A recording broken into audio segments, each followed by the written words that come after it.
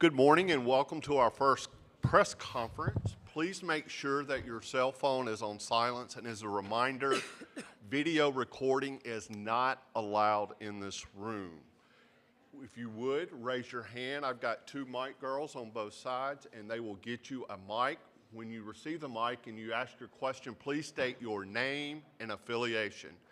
At this time, Coach Banghart will give us an opening statement, and then we'll take your questions. Thanks for being here today, guys. What an exciting event already to have some of the best teams in the country going at it.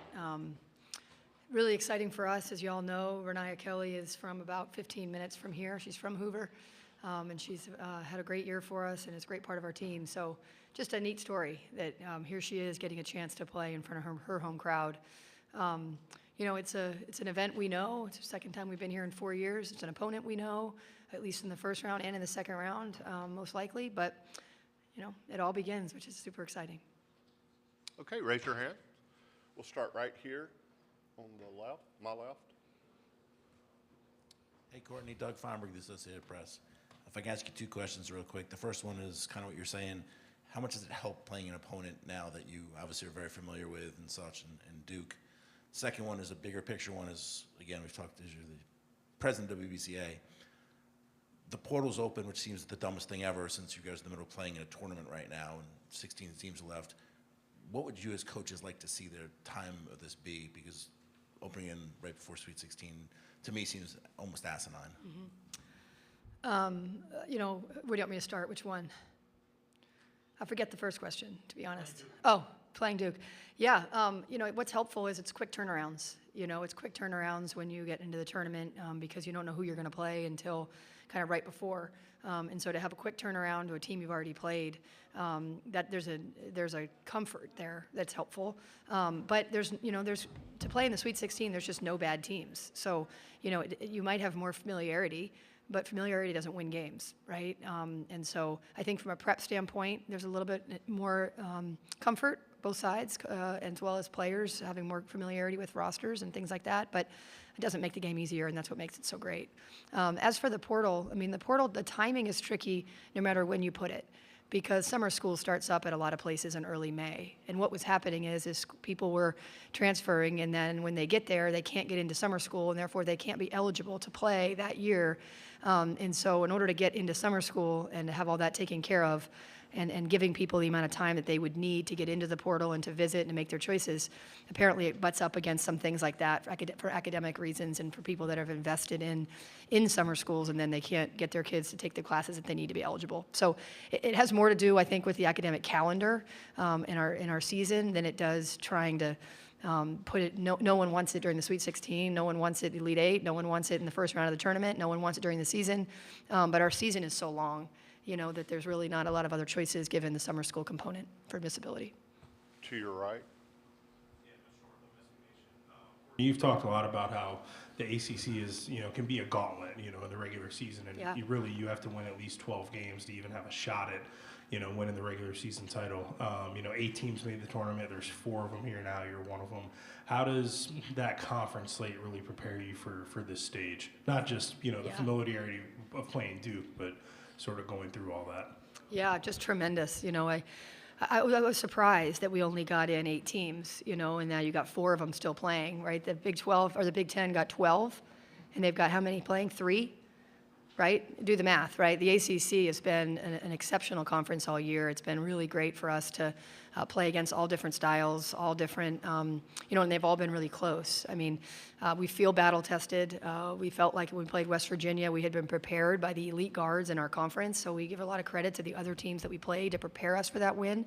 You know, and then when we played Oregon State, they had great size, and we've got a lot of great size in our league. So yeah, to your point, Mitch, the ACC has been, they should be celebrating, as I know they are, the success of these programs because they've been intricately a part of the journey for all of us.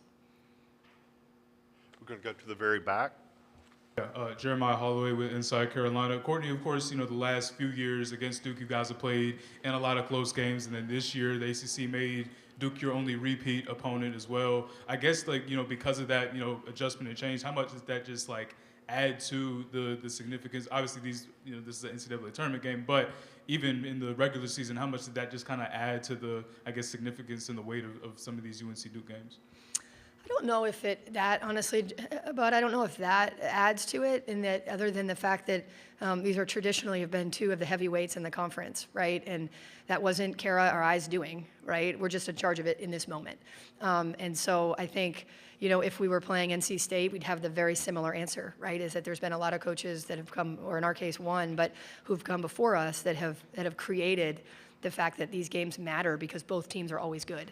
That's what makes these rivalries so special, right? And I think the Duke-Carolina rivalry is so much bigger than me or this team, and that's what makes it so fun too. But I don't think the restructuring of the conference, in terms of, I think Jeff Walz has been pretty vocal about you should play everybody one time because that gives you your true tournament. Gives you a true champion, as opposed to playing some teams play people twice, so there's a pretty imbalanced schedule there. But that's way outside of my decision making. But I think it's the fact I think that these two teams have been so good for so long, and it's Kara and I's turn to make sure we take care of the rivalry with respect, integrity, and toughness. Okay, at this time, we're going to go to Zoom. We have any questions for those participating on Zoom?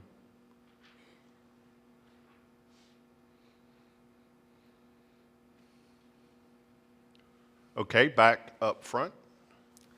Hey, Courtney, Ariel Bynum, Tar Heel Tribune. I want to ask about the turnover battle. That seems like it's going to be a key part of that game. What's the key to winning the turnover battle tomorrow?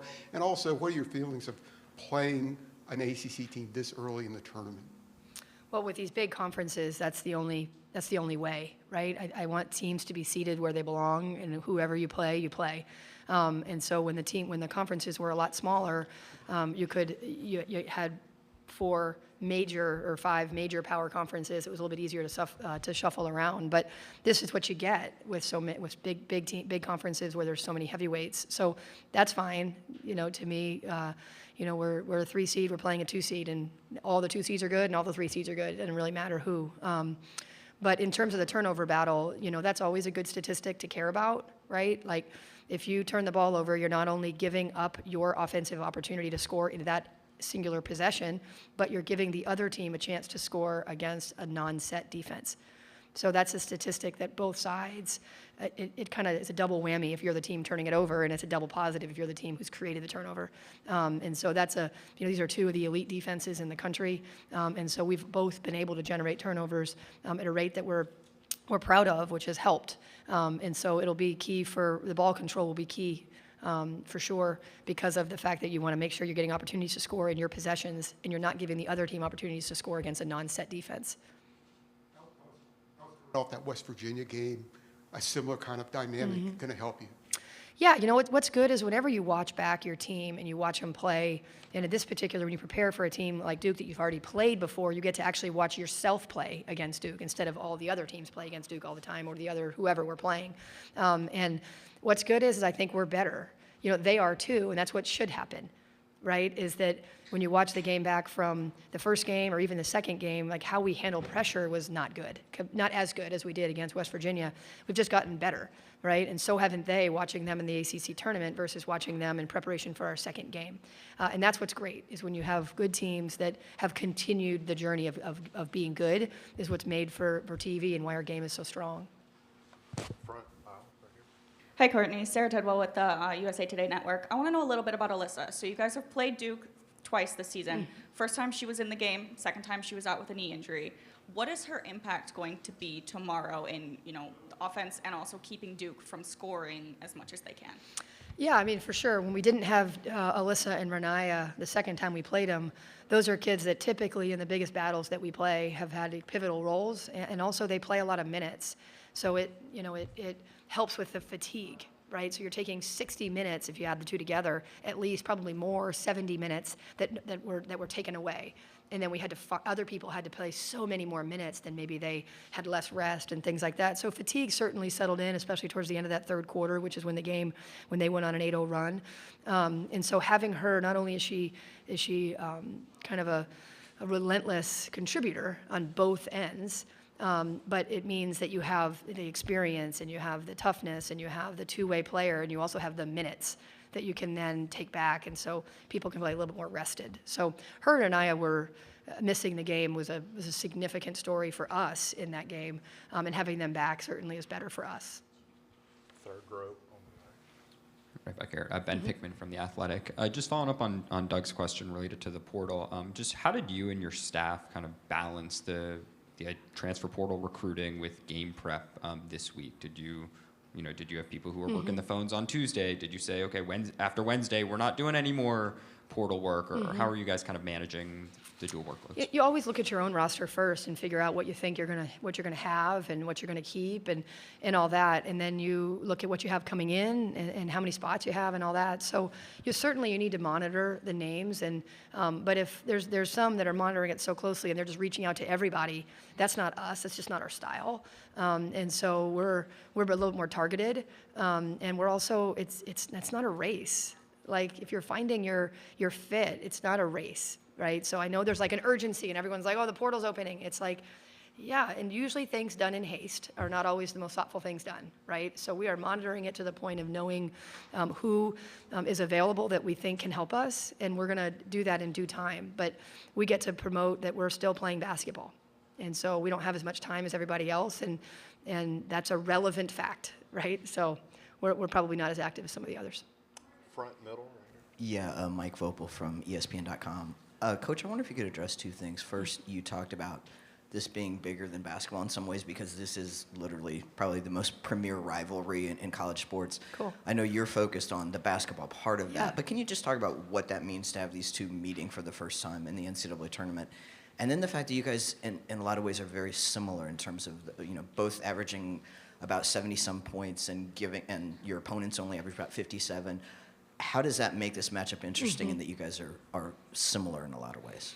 Yeah, I mean, I remember when both Kara and I took over these programs, I think there was apprehension from some of the media about, gosh, I hope they get these programs back because of how much the Carolina-Duke rivalry is important, right? And when you take these jobs, you know that, and you hear it early, and you sort of say, okay, yeah, it is important to put yourself in this program in its rightful place. And Kara and I have done that to the point where we're now playing for the first time ever in an NCAA tournament. Like, how cool. And again, I always go back to, I think that I've been in the league now 6 years. I think Kara's been in 6, 5, 7, I don't know exactly how long she's been, but there's been a lot of people who came before us that have made, if this was just right now and it was just about Kara and I mean, 5 years is like it doesn't matter in the trajectory of our game. And so I celebrate along with all the sports fans that have been watching so many Duke Carolina battles throughout the years, and that we're in charge of it in this moment. And we did it. We got you guys an NCAA tournament game between Carolina Duke. I mean, if that doesn't get your blood going, you should check it. You should get it checked, because this should be really, really great for the sport. Yeah, quite similar. Two teams that are tough, fast, experienced, have found ways to win, defensive-minded with toughness and discipline and accountability, change directions quickly. And so, I think that there's sometimes you play opponents where your styles are so different, and you try to say, well, I'm going to try to, that becomes a chess match. This becomes a battle. Right, and so you have to be able to win both ways to be sitting where we're sitting. But this will be more of a battle than it will be a this, then this, then this, which is what March is for. Very exciting. Hey, Coach. Thomas Ashworth of AL.com. You talked about Reniya, and she's a player that grew up like 10 minutes down the road at one of the best countries one of the best programs in the country for high school. Just how have you seen her kind of grow from year one to year two and kind of being a full-time force in the starting lineup? Yeah, I mean, I remember getting Reniya, and I knew what I was getting. I started her first game of her freshman year, and then she got hurt, obviously, and missed a bunch last year. And so she's exactly on the trajectory and the progression that I would have wanted and hoped for, and it's been earned. I've been to Hoover High School many times in order to get Reniya in the Carolina Blue, and I thought she was the most improved player in the ACC. If you look at her statistics from year one to year two, you look at how she runs our team, how little of our team changed, and how much better we are. right? It's because she's been in charge of it. You know, so she's just an easy kid. She plays with great passion. She's an easy kid to support. And, you know, even the way she was able to manage a kind of a slight injury to then be back and kind of be full form and have us really help us beat the Florida States of the world, et cetera, as we've played over the last few games. So I know she's the crown jewel of Hoover, and we're certainly glad that she's kind of taken over that role in Chapel Hill as well. Our final question to the right. Kate Shoemaker with the Daily Tar Heel. Courtney, following along with the Reniya point, you played close to home when you were at Dartmouth, and how important is it to, I mean, you know, for her, she hasn't had her family come to as many games as a lot of people. Just to see, when you're in your playing days, just to see familiar faces in the crowd, Yeah. what does that mean for you as a player? Yeah, you know, I went to school real close to home because that was back before you could even watch on the, you know, on your phones and things like that. And so the only way I was ever going to be supported by my community is if I stayed close, and that was important to me. And, you know, when you sell out Ivy League arenas, that's a big deal, right? And so I think Reniya's gotten, you know, she's really beloved by our community, and Carolina fans, like, wrap their arms around our players. So I think she feels like she does have her family, even though it's different than her biological family in Chapel Hill. But to be able to now have her high school community and some of the peripheral people that have been a part of building her, be able to drive 10 minutes and support her, like, again, if that doesn't put a smile on your face, no matter who you're rooting for in the game, then you should get your heart checked, you know, because this is, these kids come from their communities and they go make a major difference at their institutions. And it's not often that they get to play in front of their home crowd. And so those times where it happens, it's really, really neat, really excited for her. Okay, thank you, Coach. All right, you got it. Thanks, guys. Eli, come on.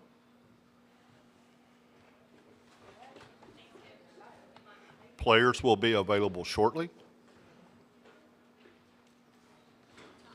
Swap those two, like pull their name placards down closer to you, or do you want to leave them? They like to set up their cameras, so we might get shot at. Do that. I'll just leave them right where they Yeah, are. that's probably a good idea. I'll ask before the next session.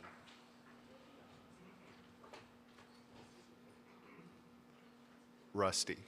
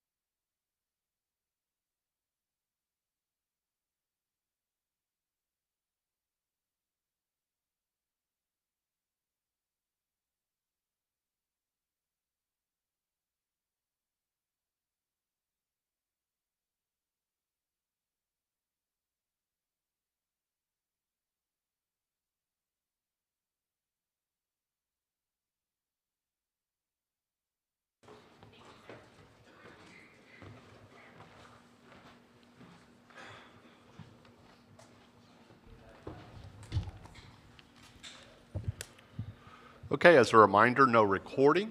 And if you'll get your hands up, we'll get a mic to you. And we're going to start in the front. Again, please state your name and affiliation. And if you have a specific player you want to ask the question, please let them know that.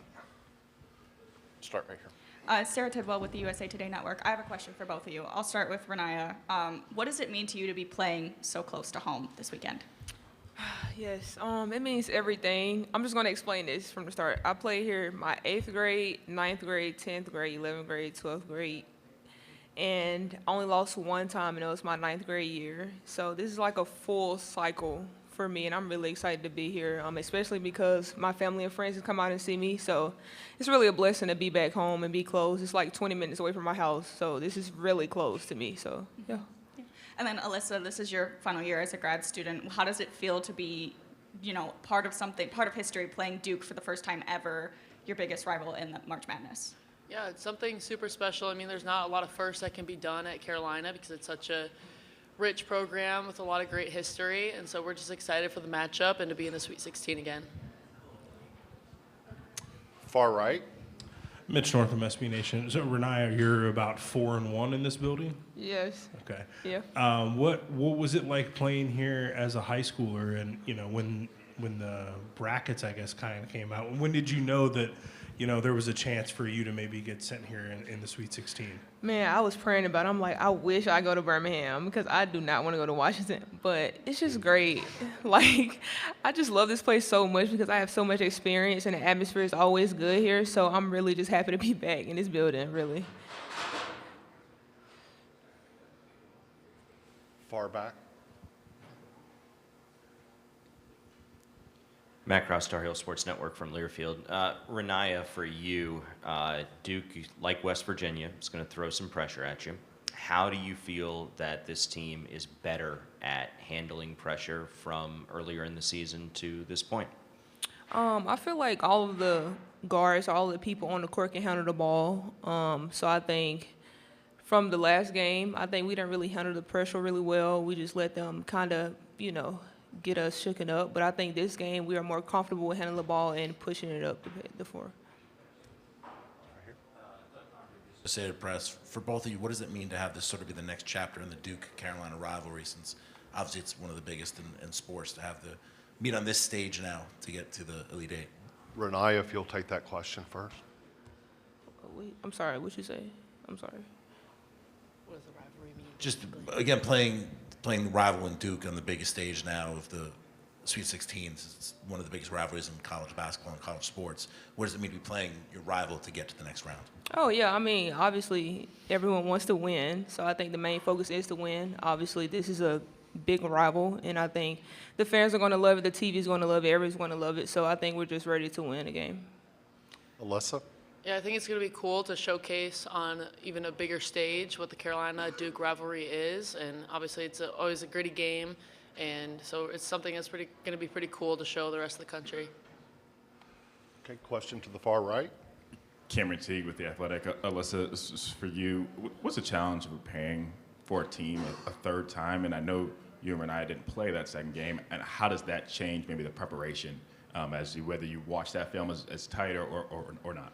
Yeah, that's a great question. When you're this familiar with a team, your preparation looks a little bit different because obviously we know our personnel really well. We know who we're playing against. We know their like A and B options of scoring, and so we kind of have to take another couple steps further in our scheme and how we're going to defend them and how we're going to attack them offensively. So there's definitely like a different package of preparation compared to playing like West Virginia, which is the first time we spend a lot more of our focus on like who they are as individual players and how they kind of their overall theme. So yeah, it's a lot more detailed and takes a little bit more focus.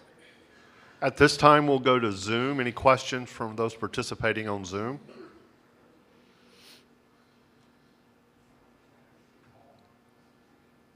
All right, back to the, all right, right here.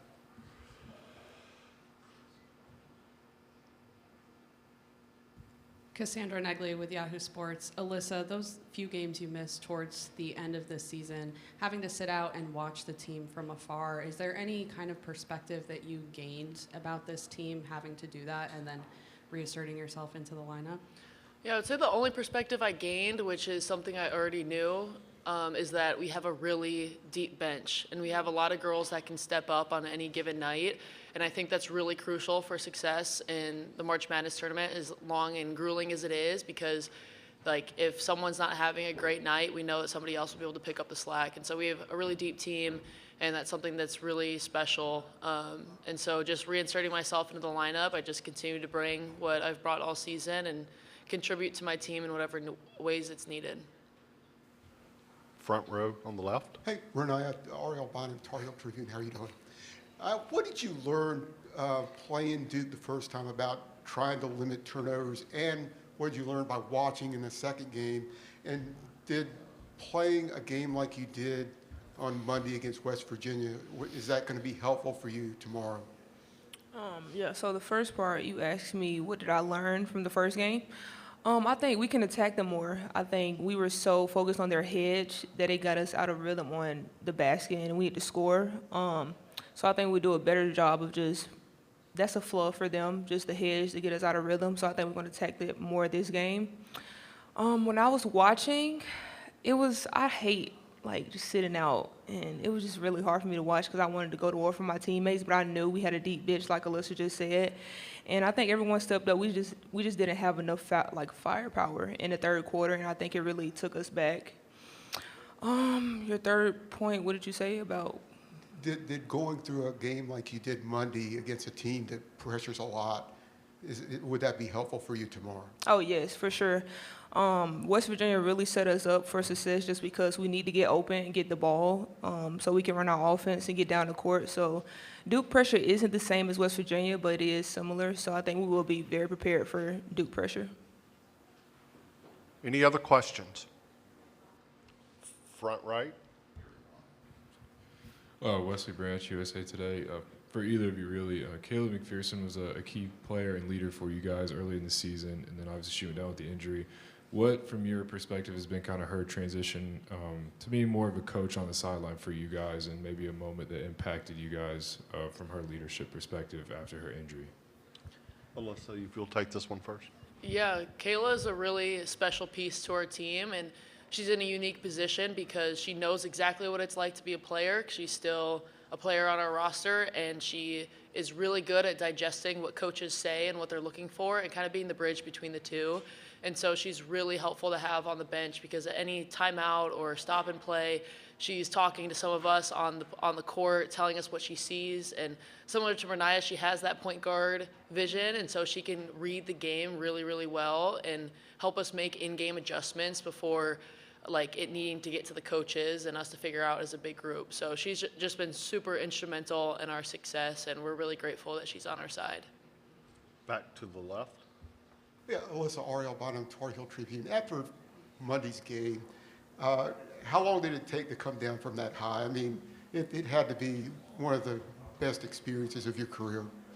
Yeah, it was very special. Obviously, being my last time playing in Carmichael, I couldn't have scripted a better night. But it didn't take me too long. I mean, I knew that that's obviously a big game that we want to celebrate, but also understand that there's more work to be done ahead. And so I just got to talk to my family after the game, and then went home, did my usual routine, went and got some sleep because we had school the next day. So yeah, we're just ready to looking forward to more. Any more questions? To your right or left. Doug Feinberg, the AP again. Reniya, what is your favorite memory when you played here in those games? Like, do you remember shots specifically or anything like that one?